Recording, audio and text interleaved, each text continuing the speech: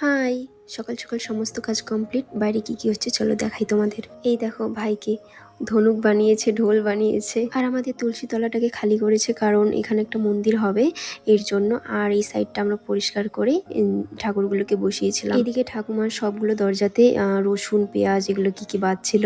আর এরই মধ্যে এসেছিল আমার একটা পার্সেল। আর এটা Alpha electronics long selfie stick with tripod stand. আর এটা আমার খুবই ভালো লাগলো। আর কোথাও গেলে ক্যারি করতে পারবো।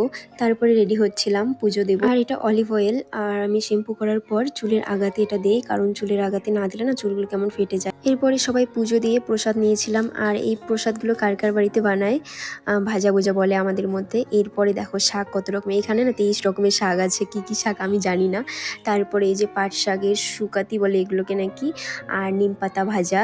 তারপরে এখানে অনেক রকমের সবজি করেছে। খাওয়া দাওয়া করে এরপরে বসেছিলাম সেলাইয়ে। কালকে তো পহেলা বৈশাখ, সমস্ত জামা কাপড় সেলাই করছিলাম। আর এইদিকে দেখো ওরা রিলস বানাচ্ছে। তো চলো আজকের মতো এটুকুই, দেখাচ্ছি পরের ব্লগে। Tata bye.